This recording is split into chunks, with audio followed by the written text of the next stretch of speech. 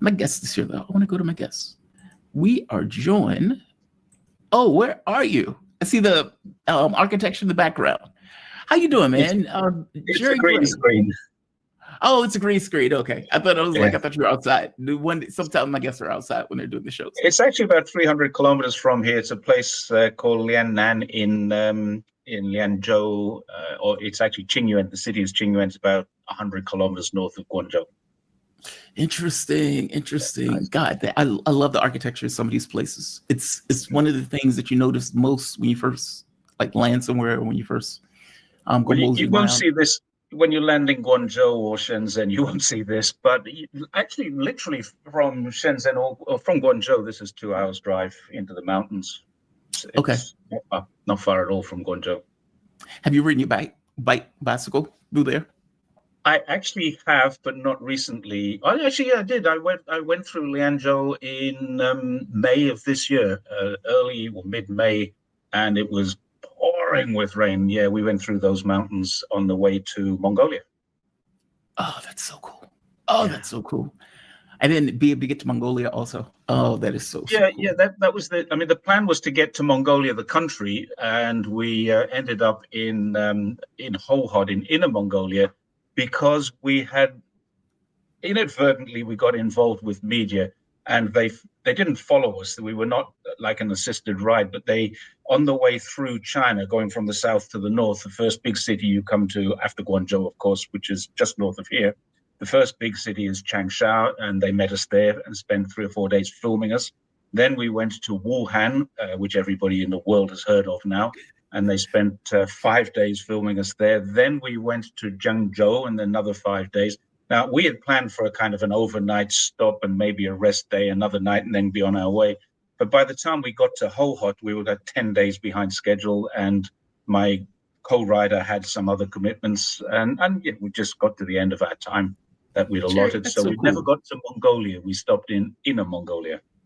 Oh, that's so cool, man. That's so cool. And Jerry Gray. Yeah. Jerry Gray we should dedicate one day to just talking about the bike ride. Let's move on to talk about geopolitics. Yeah. I don't know. I'm just fascinated by it, the fact that you've ridden so far throughout China. No, that's just so cool. I'm Jerry Gray. He's host of Jerry's Take on China. He's lived in China for more than 20 years and has traveled more than 30,000 kilometers by bicycle across the country. I think you have the award or the mantle of seeing more of that country, not, in a car as you're driving by, but literally kilometer by bicycle. Yeah, I've seen more of the tarmac. Yeah. Let's talk about geopolitics. So one of the interesting things that I've noticed, there's been this, I don't want to call it an argument, but there's been, at the very least, a bit of controversy around this idea of whether Nepal was a color revolution, or whether Nepal was an organic protest. Now, there's been a strong argument for it being a color revolution. And the reason why I'm bringing this up is because if you look at what has been taking place, whether it was Cambodia and Thailand, whether it was Pakistan and India, whether it was Nepal and the color revolution in Nepal, what these things have in common is that all of these things are effectively around China. Now, one of China's strategies for dealing with this kind of, cutting off the straits, what is it called? Malacca, I believe. I may be getting the name wrong. It starts with an M. The Straits of Malacca, off Malaysia and Singapore, yeah. Yeah, is that China's plan has been, okay, well, we'll develop land routes, and we will expand those land routes. We'll make deals with many of these countries. We'll have the Belt and Road Initiative, et cetera.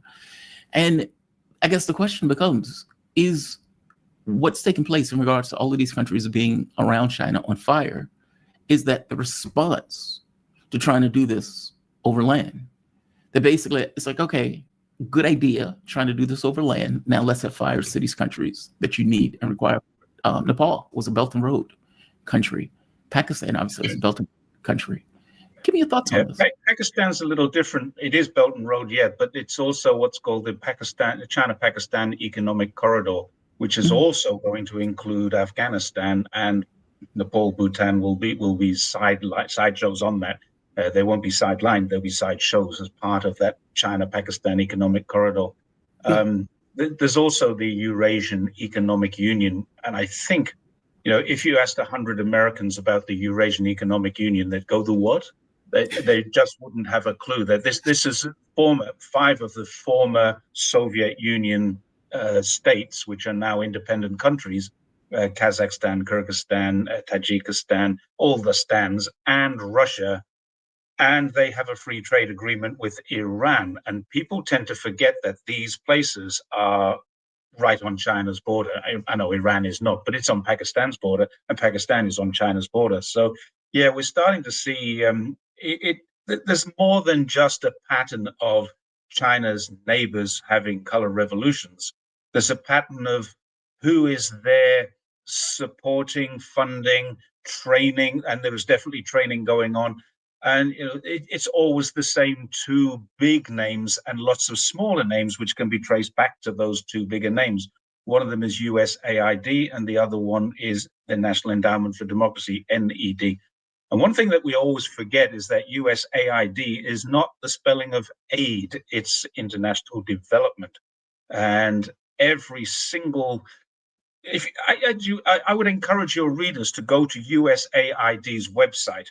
It closed down a while ago, then reopened again under the State Department, and USAID are in every single hotspot in the world. Now, they pepper in some, we're providing this relief there and that relief there, but it's training for journalists, it's training for security, it's training for a whole lot of things that are not related to anything that affect America's national interests in America.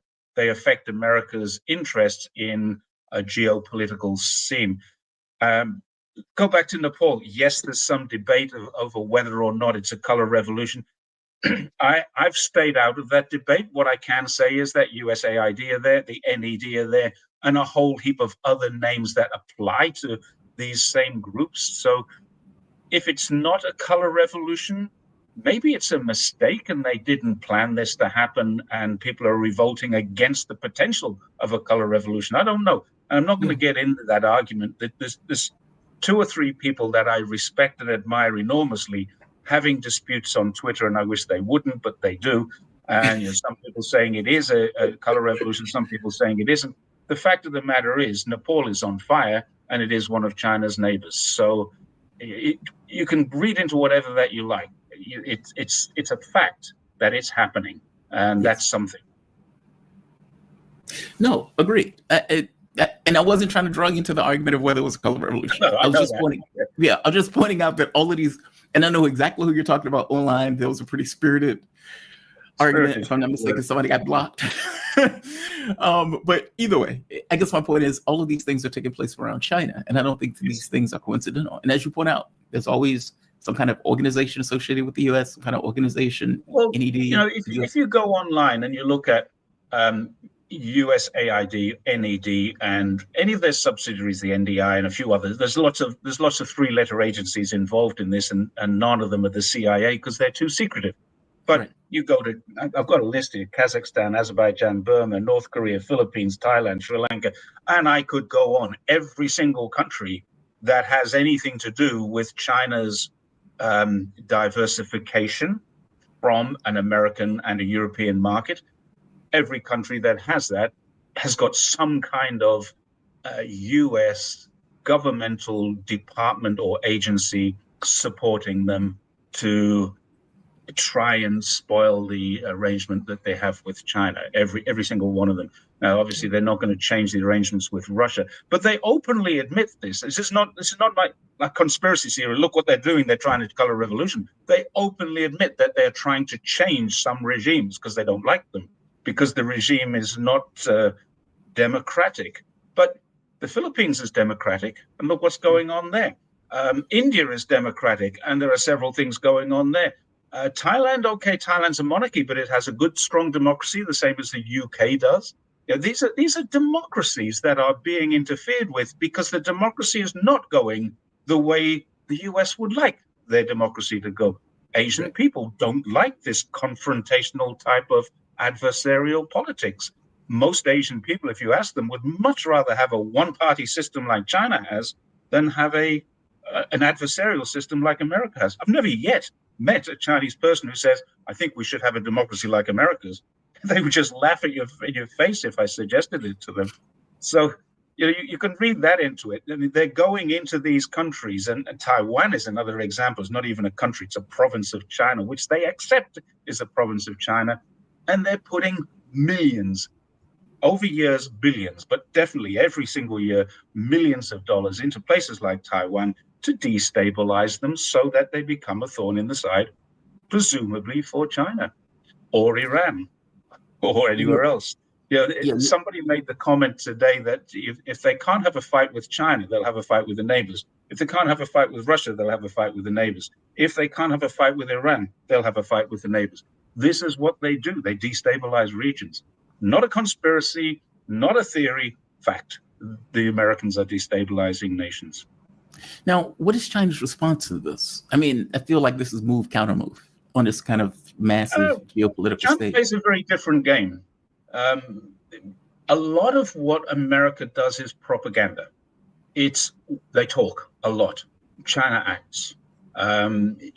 We've mentioned this before. Jason Smith, a friend of mine who lives in Beijing, has written a book. Fantastic guy. Yeah. Yeah. And that tells you what China does. China goes into these countries and it says, look, don't pay attention to the media. Don't pay attention to this guy who's writing stories about China. What do you need? What can we do? How can we help you? And that is what they do. So consequently, as a result of this, about 85, maybe more, 85% of the world views China in a positive light. There's been quite recent polls and surveys to suggest that this is true. Even in places, believe it or not, even in places like Australia, where they have massive investments in propaganda, and Australians are the most misinformed people in the world on China, I would say they're not getting value for money. Because what's happening in Australia is that people are looking at this and going, yeah, China's our largest trading partner. We need to, and China has just started a conflict in iron ore, and they've put a hold on some iron ore purchases. Now, Australia is the one developed nation in the world that has a negative growth in earnings, household income. It's about -8%. Now, even places like Germany, where they have all kinds of recessionary problems, their household income is growing by 0.5%, 1%, 2% in those countries that are doing well. Australia, it's not. Now, there's one good reason why they're not doing well, and that's because they're alienating China. China isn't doing anything to alienate them, but BHP is the largest iron ore company in the world. It's American controlled. They've changed their price structure, and China says, okay, you're changing the price structure, we'll stop buying from you until you put it back. They put their prices up. China says, you can't do that to us. So now, of course, the headlines say China holds Australia to ransom. No, because the biggest product that Australia ships out is iron ore. And it's about 70% of their gross exports. It's huge. I'm not talking little money here. We're talking about absolutely economy-breaking numbers. If China stops buying, because the largest export out of Australia is iron ore, and the largest customer by a long way is China. So all Australia had to do was just keep the status quo, and they didn't. And they haven't. And now we're going to see Australia suffer enormously. And I've said this a few times. If Australia does not pull its finger out and start to recognize China as a friendly nation to them instead of an adversarial nation, then they're going to lose about 60% of their economy. They're going to go back to numbers that reflect similar numbers to the 1970s and 80s. I'm not talking about percentages. I'm not talking about a loss in, I'm talking about the numbers will be like 40 years ago, because they will lose their iron ore, they'll lose their beef, they'll lose their wine, they'll lose a lot of the things. Beef and wine are not big imports into China, but they are growing imports. They'll lose their sheep. Sheep's a big one into China, lamb and sheep, wool, all of these things that China buys from them, they're just going to stop buying. Australia are basically, they're a mineral and resource country, and with agriculture as well, primary industries. So they're going to lose that because they have alienated their largest customer. And you can only poke a bear so many times before it growls at you. And that's what China's doing now. If you keep poking it, it will attack you. I'm not talking figuratively. I'm talking about economically. China will okay, we don't need your iron ore. We can get iron ore from West Africa. We can get iron ore from Brazil. We can get it from Indonesia.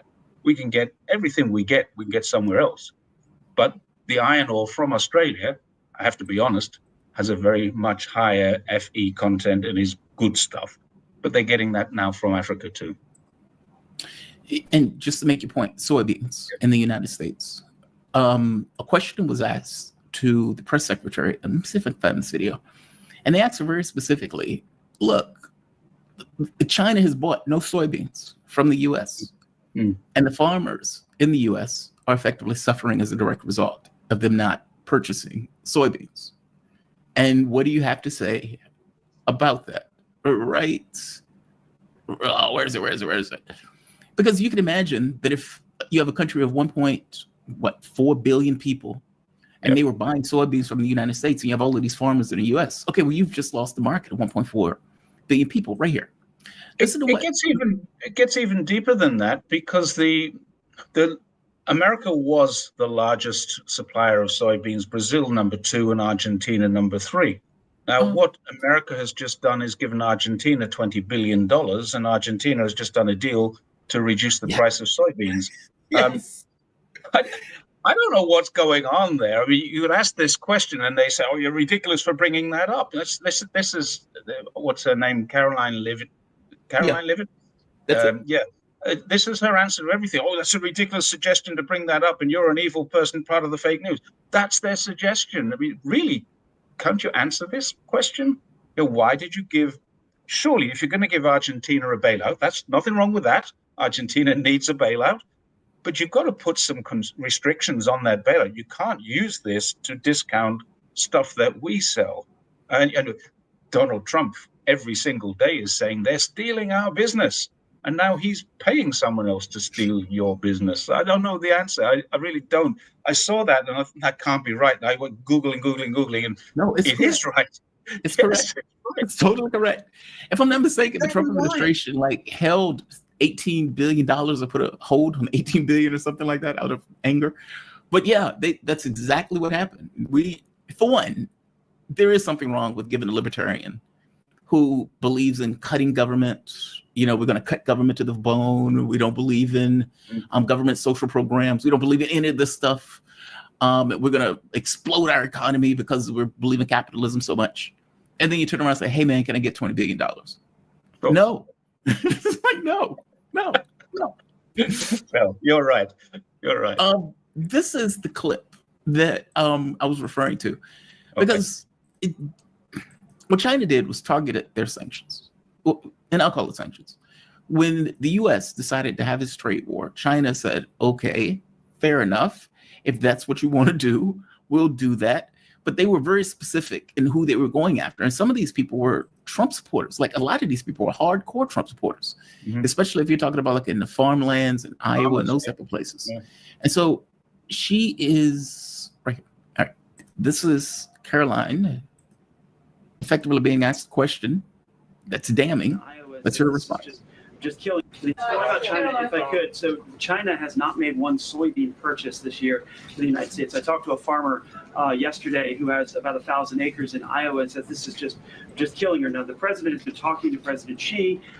Could China not buying agriculture affect a possible meeting with the president? Would he not meet with Xi because China's refused to buy soybeans from the U.S.? Look, I don't want to speak for the president and make a determination on that from this podium. But what I can tell you is that supporting America's farmers and doing what's best for them is at the top of the president's priority list, and it's at the top of the list for this administration right now. There have been several very high-level meetings on this very topic. We want to help our farmers, and we're exploring the best ways to do that. And I would anticipate there will be more to come on that very soon. I don't even know why we have a press secretary. If I'm being blunt. Don't want to speak for the president. That's an interesting statement for the press secretary to make. I don't want to speak for the president. What's your job? It goes a little bit deeper than that as well, because I saw another interview with a farmer who's sitting in his tractor with his soybean field behind him. and talking to a senator. Don't ask me the name of the senator, but effectively they said, well, the president's going to speak with Xi Jinping in November. And the guy said, well, hang on a second. November is when Brazil harvests its crop, and Brazil and China have a great relationship. So how is that going to help us now? We're already harvesting. We've got soybeans here that we can't sell. And how is it going to help us in November? And that's also true, because by November, America's soybeans will either be somewhere in storage, which is costing a lot of money, therefore the price will be higher, or they will be spoiled, which means they'll be destroyed, or they'll be given away to third world countries for whatever, for peanuts. But yeah, the fact is, even if Donald Trump does talk to Xi Jinping is just simply going to say, well, we did everything you asked us to do. In your last term, you did a deal with us and we bought loads of soybeans. The moment we'd finished paying for them and you delivered them, you put more tariffs on us. So why should we do what you ask us to do something, and then as soon as we do it, you stab us in the back every time? That's how. Now, the media would report it differently. They say China is holding America to ransom. No, they're not. China is simply responding to a situation started by America and escalated by America. I mean, at one stage we had over 200% tariffs. So why would anybody say, okay, let's put an order in for your soybeans on any sort of futures market? Because we don't know what tomorrow brings with Donald Trump. And I saw the last comment you made. The guy's a nutcase. He's crazy. Now, there's a lot of things that he does that I actually agree with. I should rephrase that. There's a lot of things that he is setting out to try and do that I do agree with. I disagree entirely with the procedures and the processes that he's doing or using to do this. You have an American problem. Or there's a problem in America. You have an illegal immigrant problem. You have crime problems. You have all these things. But putting the military on the streets and grabbing people off the streets and deporting them in handcuffs, in chains like slaves. 300 years ago, you were bringing people in chains. Now you're sending them out in chains. And it's really like a full circle that America has gone.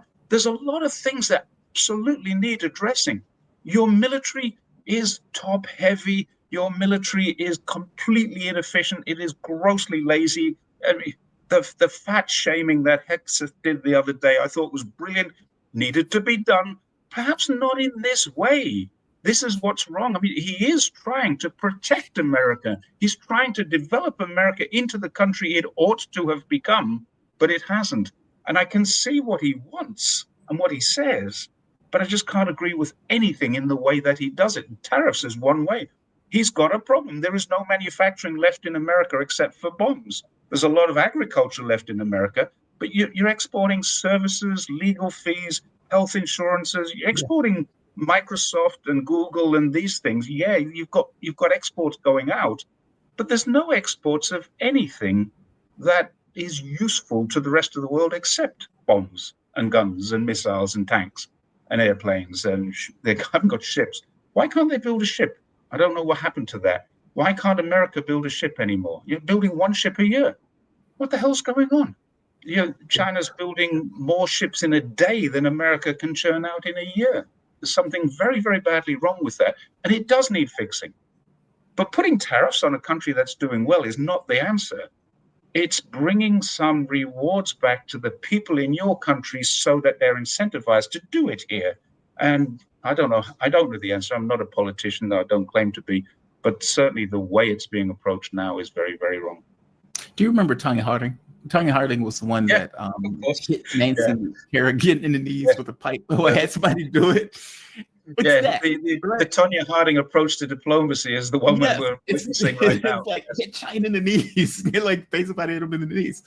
We can't keep up. We can't compete. I mean, there was an article that was talking about the car industry. I think it was a Ford exec, if I'm not mistaken, and he was talking about cars. And he said, he says Tesla is competing in China because Tesla has been able to basically compete. Like they've had to compete. They've had to get better in China. Now, I get that BYD and many of these other car companies are much better than Tesla in China. But they were trying to make the point of saying American car industry didn't get the opportunity to have that competition which is why we have crappier cars and we can't really sell those cars anywhere else. And he was kind of bemoaning that. And I think what he misses the point is that your government didn't think you could compete. Like the moment that you put a BYD on the streets of America, it's very possible that the auto industry in the United States goes belly up. Yeah, I'm older than you, and I grew up my formative years were the early 70s to the 80s, where I was learning to drive and coming of age, that kind of thing. And yeah, my parents, my father had an Audi, a German car, nicely engineered, beautiful car, and my mother had this thing called a Morris Marina. And it was a junk bucket. Now, anyone who's British listening to this will go, oh my God, your mother had a Morris Marina. It was an awful car. It was terrible. And it was built for the European market. It was tundra green, which meant it looked like someone had vomited all over it. And it really was not a nice car.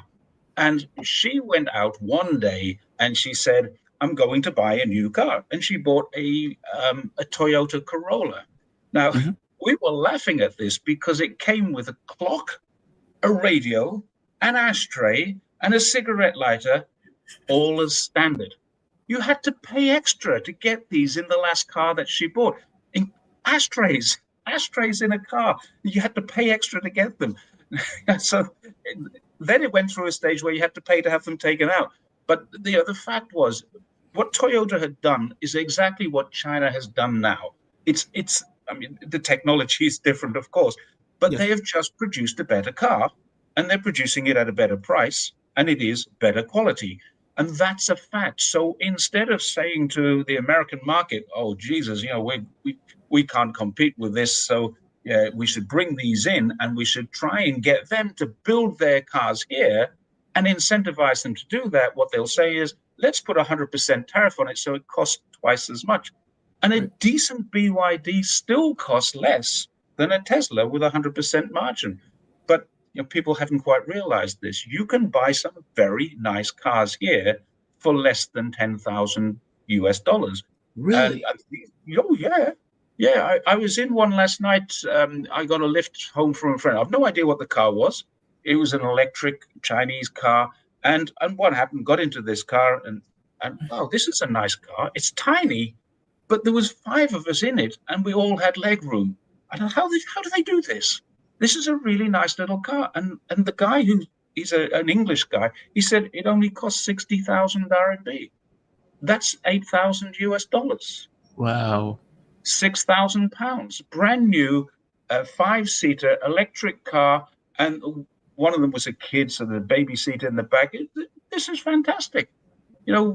We can do that here. Why can't you do that in America? Well, this car is built by robots. And they used to make jokes about it. In the Morris Marina was built by robots.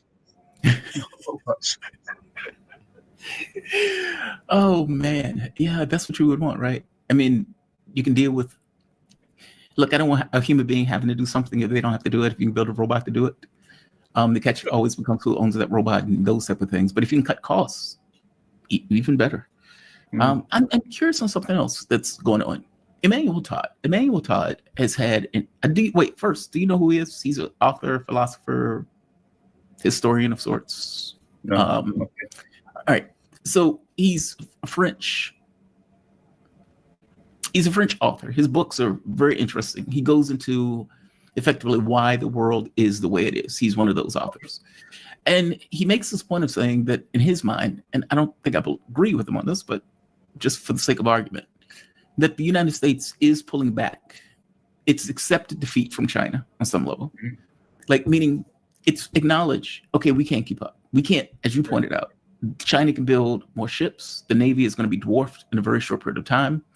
From the standpoint of Russia, that they, on some level, acknowledge that they've been beaten in Ukraine, but the United States or Donald Trump is clumsy. And so his capability of trying to get to that multipolar world is challenging because he's dumb. Give me your take on that. Is that the way China sees this, or not the way I see it? Are you talking about Arnaud Bertrand? Is that the name that you said before? Arnaud Bertrand? No, he's in his mind. He thinks he sees this as a pullback. Yeah, I very rarely disagree with Anu on this. I've had Anu on my channel as Oh, well. no, not Arnaud. Emmanuel Todd. Emmanuel Todd is the author. He's Okay. this. Right. He looks So- at the world. He's this French. Anu has adopted this same thing. So I guess because Anu is French, he's been reading the French in its original form. And he and I disagree on this. I mean, we agree to disagree on a lot of things. And there's no way I'm going to get aggressive with him and say you're wrong. I would say time will tell to see which of us is right. I'm living on the ground in China, and my experiences in China talking to Chinese people. He has a Chinese wife and 2 kids, and he's lived a long time in China. He understands China pretty well. There's no question about that. But on this one, we're going to disagree. I do not see any evidence whatsoever. I do see the rhetoric. It is rhetoric. There's a lot of rhetoric.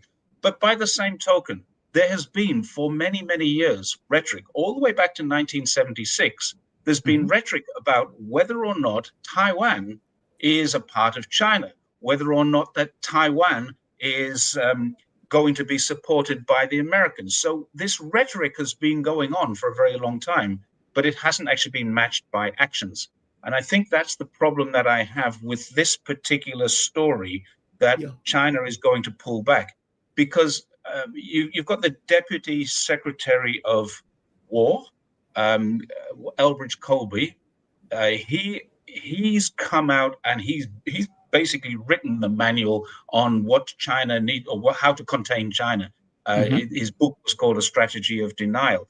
Now, because he's written that book, and because he is now the Deputy Secretary of War, not Defense anymore, he's being treated quite seriously by China for obvious reasons. And I think where we are also seeing that the rhetoric is America must take care of these particular problems that they have internally. That does not necessarily mean that they must change their military capacity in Japan, in South Korea, in Guam, in the Philippines. In fact, there's no reason not to build up on those. They're building up in Australia too.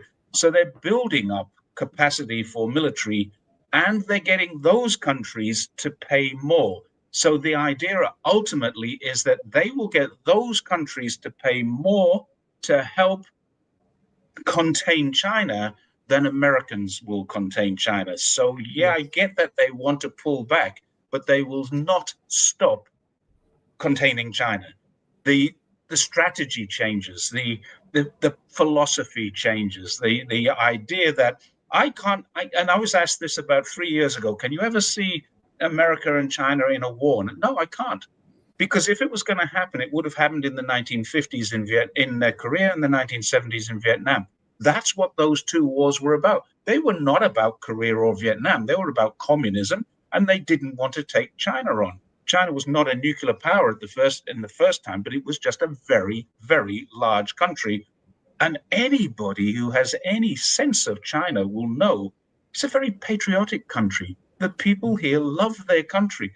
They love their government too. They don't need rescuing from this dreaded CCP. They have the Communist Party of China, the CPC, run this country very, very well in a way that the people like it. 90% plus are happy with the way the country is governed. 100%, absolutely 100% would say, given that choice or that choice, and America being the other choice, I'll take the Chinese choice. That's 100%. Now, they may be dissatisfied with certain aspects of it, but they don't want changing. And America should know this. If they don't know this, then they're very stupid. But they would never take China on in a ground war, because they know this would not be Vietnam. This would be much more serious than Vietnam. It would not be Korea. It would be much more serious. I mean, even my wife, she's in her 50s. She'd pick up a weapon and she'd fight Americans if they were on our shores here. Simple as that. Every single Chinese person I know would. They would die fighting rather than give up, because it's happened before. It happened before in the 1930s, and they're not going to allow this to happen again. That's the reason why. So yeah, I think there is definitely rhetoric, and there's definitely changes in the systems. They're going to change the system. So Japan will spend more on defense, because Japan has a defensive constitution. They can't go on the aggressive unless they change their constitution. So, sorry? I thought they changed their constitution. I mean, I remember there were fistfights. I may have missed something. I wasn't aware of that. But Japan has No. changed its defense force and is now spending more money on defense, and it is becoming more aggressive. But I didn't know they changed the constitution. And if they had, I thought I might have heard about that. They may have changed their strategy, but they're still, as far as I'm aware, your viewers can correct me if I'm wrong on that. But the fact is, South Korea, Japan, Guam, these places are all not changing.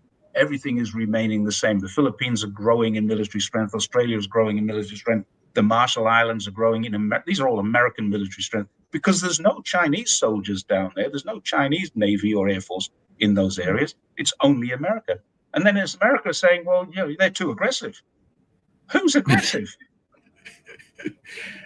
What do you make of the Asian pivot then? I mean, because Hegseth, as recently as the last 4 months, went to the Philippines, went to Japan, went to Australia. Hey, are you guys willing to die for America? Meaning, it seems like.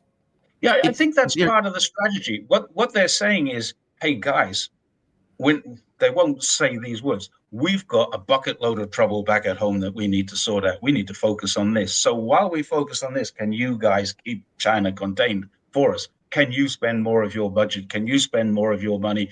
Can you hold more of our troops and your own troops? And then China is constantly under threat from attack from Korea, Philippines, Manila, where you name it, everywhere around China. And this was one of the reasons why they wanted Myanmar, and USAID was spending buckets of money on security in that area, training of security, training of journalists. I mean, training of journalists is to manufacture consent for war. We all know that. Training of security has nothing to do with internal security. It's aggressively training people to be combat troops, because they would much rather see Asian bodies in bags than American bodies in bags, or American ships at the bottom of the ocean. So they want the Philippines to do this. They want South Korea to do this. They want Japan to do this. They don't care if Australia does or doesn't, but Australia will host a lot of this. So I see this as a change of strategy. They're trying to expand the local containment without changing their strategy of containment, while they focus on the internal problems that they have. The biggest threat to national security that America has, the FBI admits this in its papers, is homegrown terrorism, like domestic extremists. That's a much bigger threat than China will ever be to America. I think that's what Hegseth wanted these 300 generals in there for, to tell them this. You need to be prepared to come back here and protect us. Yeah, that's terrifying, though. I mean, for Donald Trump to come out and make this argument that, well, we need to send troops to democratic cities and we're going to work these cities out. Okay, well, you're making this up, right? Like, you have a police force for a reason. The military is different than a police force. The military is trained to kill. The police, I mean, these are different entities. And you're talking about sending them specifically to your political opposition's cities. Like this, I don't know, but this feels like unraveling to me. I would say the meeting yesterday that took place in Washington, I think it was in Washington or Virginia, with that meeting with 300 generals, that meeting was to either avert a civil war or potentially to crush a civil war, because I would suggest that there must be hundreds of senior staff officers at very high levels saying, this is wrong. What we're doing now is wrong. Putting troops into Memphis, putting troops into Portland, this is wrong. And those people are going to be, if they haven't already been, asked to swear an allegiance to the commander-in-chief. Now, they swear allegiance to their country, they swear allegiance to their flag, they swear allegiance to their unit, military, navy, all that kind of thing. But no one has ever asked a general to swear allegiance to a president.